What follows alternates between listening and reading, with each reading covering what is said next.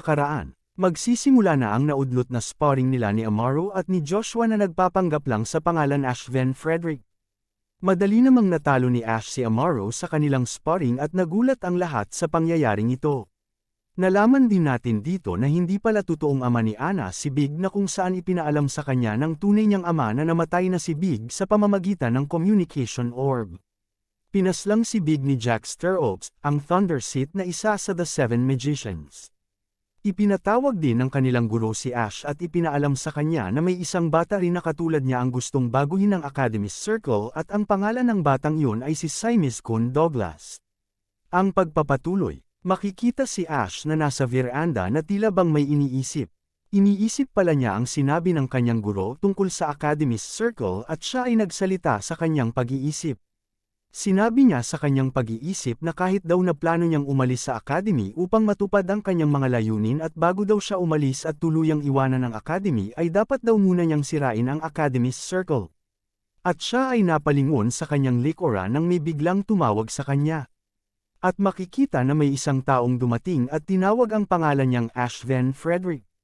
Si Amaro pala ang taong tumawag sa kanya at nagsalita.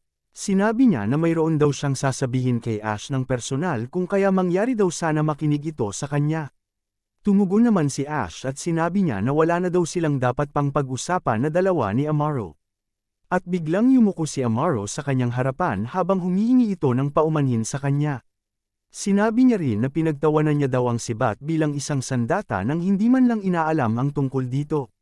Kung kaya siya ay nagre-reflect sa kanyang nagawang kasalanan at humihingi siya ng kapatawaran dahil sa ginawa niya. Napatulala naman si Ash at hindi makapaniwala nang makita niya ang ginawa ni Amaro at nagsalita sa kanyang pag-iisip. Napatanong siya na kung ganito ba daw klase ng tao si Amaro. At hindi niya daw magawang isipin na ibababa daw ni Amaro ang pride ng pamilyang Sten at ito daw ay hindi niya inaasahan. At siya ay nagsalita, sinabi niya na ayos lang daw yon.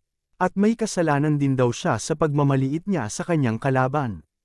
Nang marinig ni Amaro ang sinabi ni Ash sa kanya, siya ay agad na nagtanong kung pinapatawad na ba daw siya nito. At siya ay nagpapasalamat kung ganoon. Nagsalita naman ulit si Ash at sinabi niya na hindi naman daw talaga ito isang bagay na karapat-dapat makatanggap ng pasasalamat o kapatawaran sa huli. Natutuwa naman si Amaro sa sinabi ni Ash sa kanya at bakas sa kanyang mukha ang kasiyahan at tinanong niya si Ash kung pwede ba daw siya nitong turuan ng isang bagay. Nagtataka naman si Ash kung ano ang ibig sabihin ni Amaro sa kanyang sinabi. At sinabi ni Amaro kung pwede ba daw siyang turuan ni Ash tungkol sa extreme swiftness na meron ito. Nagulat naman si Ash sa kanyang narinig mula kay Amaro. Sinabi rin ni Amaro na kahit daw ang ibig sabihin ng swiftness ay ang paghanap ng pinakamaikling daan mula sa isang punto patungo sa isa pa. Ngunit ito daw ay hindi ganun kadali katulad ng naririnig nila. At ito daw ay isang napakahirap na antas para maabot. At sa tunggalian daw nila ni Ash, ang bilis ng pag-atake ni Ash daw ay hindi niya inaasahan at sigurado daw siyang naramdaman niya ito bago pa siya mawala ng malay. At ang atake daw na ginawa ni Ash ay direktang tumama sa kanya sa isang tuwid na linya, na parang pinipilipit daw ang kanyang buong katawan. Napangiti naman si Joshua nang marinig niya ang mga sinabi ni Amaro at siya ay nagsalita sa kanyang pag-iisip. Patanong niyang sinabi na kung naramdaman ba daw ni Amaro ang principle of rotation sa ganoong kaikling panahon. At sinabi niya rin na may angking katalinuhan si Amaro upang mahanap niya ang kanyang dahilan ng pagkatalo habang nakakaranas daw ito ng sakit na sapat na malakas upang mawalan siya ng malay. At hindi rin daw ito nahihiya na mag-request sa kanya na magpaturo ng martial arts. At siya ay napatanong kung bakit daw hindi niya nakilala ang katulad ni Amaro sa nakaraan niyang buhay. At nagsalita si Amaro, tinanong niya si Ash kung hindi ba daw siya kayang turuan nito. Tumugon naman si Joshua at sinabi niya na hindi daw mahirap ang magturo subalit mayroon daw isang kondisyon. Bigla namang na-excite si Amaro at tuwang-tuwa niyang tinanong si Ash kung ano ba daw ang kondisyon na yon. Sumagot naman si Joshua at sinabi niya kay Amaro na simple lang daw ang kondisyon. Kailangan lang daw nito magbigay ng impormasyon tungkol sa The Academy's Circle. At gusto rin daw ni Joshua malaman ang impormasyon tungkol kay Simis Kun Douglas. At lumipat ang eksena sa Avalon Imperial Palace. At makikita naman si Jack Keen na nakaluhod sa harapan ni Marquis Van Britten at nagsalita. Sinabi niya na may dumating daw na emergency letter mula sa The Swallow Empire. Tumugon naman si Marquez at sinabi niya na galing daw siguro ang sulat kay Draxia. Tumugon naman si Jack Keane at sinabi nito na oo. Sinabi daw ni Draxia na nagpaplano siyang pabilisin ang planong na ipinaalam niya sa kanila. Hinihiling din daw niya kay Marquez na umangkop sa mas mabilis na schedule at ibigay daw ni Marquez ang suporta na ipinangako nito sa kanya. Nagsalita naman si Marquez. Sinabi niya na siguro daw ang oposisyon na mula sa throne ay mas malupit kaysa sa kanyang inaasahan. At sa kasamaang palad daw, maaaring may pagkakataon daw na malaman nilang namagitan ang Avalon dito. At hindi daw siya magbibigay ng kahit anumang military support. Gayunpaman, magpapadala sila ng 2 masters na mula sa kanilang imperyo patungo sa kanila. At hindi na daw magrereklamo si Draxia sa kanila dahil dito. At habang nakaluhod ay tumugon naman si Jack Keane at sinabi nitong naiintindihan daw niya ang lahat ng mga sinabi ng kanyang emperor na si Marquez. At ilalabas niya na daw ito bilang isang royal order. At isa pa daw, mayroon pa siyang isang bagay na dapat niyang i-report sa kanyang emperor na si Marquez. Tinanong naman ni Marquez kung ano ito. Nagsalita naman si Jack Keane at sinabi niya na gaya nga daw ng kanilang inaasahan. Si Joshua von Agnes daw ay nag-enroll na sa academy habang itinatago niya ng palihim ang tunay nitong pagkakakilanlan. At higit pa daw dito, kahit isa lang daw itong chismis ay kamakailan lang daw ay nagawang pabagsakin ni Joshua si Amaro Sten sa isang atake lang. Napatawa naman ng malakas si Marquez at patanong niyang sinabi na nagawa ba daw ni Joshua matalo ang anak na lalaki ng Sten family sa isang atake lang. At ito daw ay may katuturan. Dahil kahit daw ang ipinagmamalaki ng imperyo na si Babel von Agnes ay wala rin daw nagawa sa kanya. At siya daw ay may naisip na isang bagay na nakakawili-wili. At sinabihan niya si Jack Keane na mayroon daw siyang ipapagawa sa kanya. Sinabi niya na gawin daw ni Jack Keane ang lahat upang maisama niya ang batang si Joshua sa Imperial Night Order kahit na anong mangyari. At kung kakailanganin daw ni Jack Keane ang tulong niya ay personal siyang gagawa ng isang recommendation letter para kay Joshua. Nagulat naman si Jack Keane at hindi siya makapaniwala nang marinig niya ang sinabi ng kanyang emperor na si Marquez at siya ay nagsalita. Tinanong niya ang kanyang emperor kung talaga ba daw personal itong gagawa ng sulat para sa batang yon. At siya ay napaisip. Sinabi niya sa kanyang pag-iisip na kahit daw ang mga requirements upang sumali sa Imperial Night Order ay medyo partikular, ang Emperor daw ay handang sumulat sa kanya ng isang sulat ng rekomendasyon. At ganoon na lang ba daw kadesperado ang kanyang Emperor na dalhin si Joshua sa kanyang panig? At lumipat ang eksena sa kwarto nila ni Joshua at habang siya ay nakahiga sa isang kama siya ay nagsalita. Nabanggit niya ang Academy's Circle, Araxia. At akala niya ay isa lang daw yung social gathering para sa mga bata. At kung totoo daw ang sinabi sa kanya ni Amaro ay hindi daw yun ang kaso.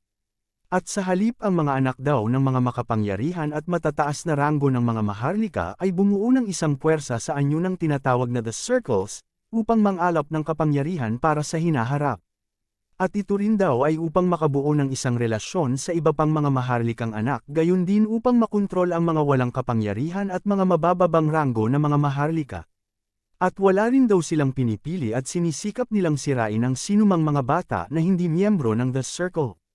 At kahit ang mga guro daw ay walang magawa kundi ang magbulag-bulagan na lang. Sinabi rin ni Joshua na naiintindihan niya daw kung bakit medyo nag-aalala si Cain. Gayunpaman daw, sa sandaling sumuko ka sa hindi patas na katotohanan, hindi mo maaaring asahan ang anumang mga pagbabago na magaganap. At isang masamang cycle lang daw ang magsisimula. At ang pinakamalaking na biktima ng The Circle ay lumitaw na daw. At siya ay napangiti dahil kung mareresolba niya daw ito ay madali na lang daw niyang makukuha si Icarus sa kanyang panig kaysa sa kanyang inaasahan. At siya ay napapaisip kung anong matinik na landas ang tatahakin ni Kaiser kapag wala si Icarus sa kanyang tabi. At hindi na daw siya makapaghintay na makita ito. At bigla siyang napalingon sa may pintuan ng kanilang kwarto at makikita si Icarus na pumasok sa loob at nagsalita. Sinabi niya na nandito na pala sa loob ng kwarto si Ash. At tinanong niya si Ash kung ano na daw ang pinaplano nitong gawin sa ngayon. Dahil may mga usap-usapan daw na kumakalat na ang Sten family daw ay magpapadala ng isang tao rito sa academy sa lalong madaling panahon. Tumugon naman si Ash at sinabi niya kay Icarus na huwag na daw ito mag-alala pa tungkol sa bagay na yon. Dahil naresolba na niya daw ito sa kinauukulan. Tumugon naman si Icarus at sinabi niya na kahit daw naresolba na ni Ash ito ng mabuti kay Amaro, ay wala pa rin daw kasiguraduhan na hindi mangingialam ang Sten family. Dahil kinutya daw ni Ash ang swordsmanship ng Sten family. At gagawa daw sila ng aksyon para sa reputasyon ng kanilang pamilya. At higit pa daw doon. Ang Academist Circle na si Araxia ay kakausapin daw si Ash bago daw noon. Tumugon naman si Ash at sinabi niya kay Icarus na hindi na daw ito mahalaga. Dahil mayroon daw paraan si Ash upang malutas ang parehong mga bagay na binanggit ni Icarus sa kanya ng sabay-sabay. Tinanong naman siya ni Icarus na kung paano daw niya gagawin yon. Sumagot naman si Ash at sinabi niya na simple lang daw. Magpapakita lang daw siya ng isang pambihirang kapangyarihan na kayang magpasunod sa sinuman. Napatulala naman si Icarus nang marinig niya ang planong gawin ni Ash at nagsalita siya sa kanyang pag-iisip. Sinabi niya na gusto niya daw sabihin kay Ash na imposible daw ang pinaplano nito. Ngunit sa kapangyarihan na mayroon daw si Ash na ipinakita niya sa tunggalian nila ni Amaro. Ang posibilidad daw ay hindi bababa sa 0. At tinanong ni Ash si Icarus kung naaalala pa ba daw niya ang kanilang pastahan bago mag-umpisa ang tunggalian nila ni Amaro. Sumagot naman si Icarus at sinabi na naaalala niya daw ito. At bigla niyang hinawakan sa balikat si Icarus at nagulat naman si Icarus sa ginawa niya at siya ay nagsalita. Sinabi niya kay Icarus na hayaan daw siya nitong sabihin sa kanya ang kanyang hiling. Gusto niya daw na si Icarus na. Hindi nabanggit sa chapter na ito kung ano ang kahilingan ni Joshua kay Icarus. Ngunit bigla namang nagulat si Icarus nang malaman niya ang hiling ni Ash sa kanya. Sinabi rin ni Ash sa kanya na alam daw nito ang mga kakayahan ni Icarus kung kaya maaari ba daw nitong gamitin ang kanyang kakayahan para lang sa kanya. Tumugon naman si Icarus at sinabi niya kay Ash na kung talagang magagawa daw ni Ash na matupad ang mga sinasabi nito ay pag-iisipan niya ang hinihiling ni Ash sa kanya. At makikitang umalis kagad palabas ng kwarto si Icarus at isinarado ng malakas ang pinto. At bakas naman sa mukha ni Joshua ang tuwa at nagsalita. Sinabi niya na mas napalapit daw siya kay Icarus dahil dito. At lumipat ang eksena sa Agnes family private mansion sa loob ng capital ng Akardi.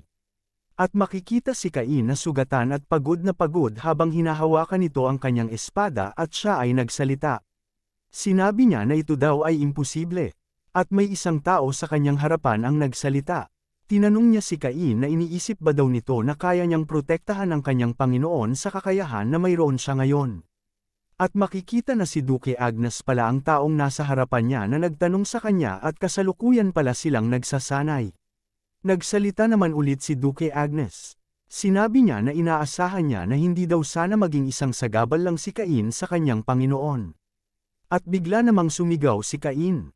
Pasigaw niyang sinabi na kailangan niyang lumakas pa lalo upang hindi daw mangyari yon at sabay niyang inatake si Duke Agnes gamit ang kanyang espada na pinalilibutan ng kanyang mana. Madali lang naman itong naiwasan ng Duke at tinanong niya ulit si Cain na kung ano ba daw ang dahilan nito kung bakit napakadesperado daw niya na lumakas pa. Hanggang sa punto na binago daw nito pati ang pangunahing armas niya. Sumagot naman si Cain at sinabi nito na dahil nangako daw ang kanyang Panginoon na si Joshua sa kanya.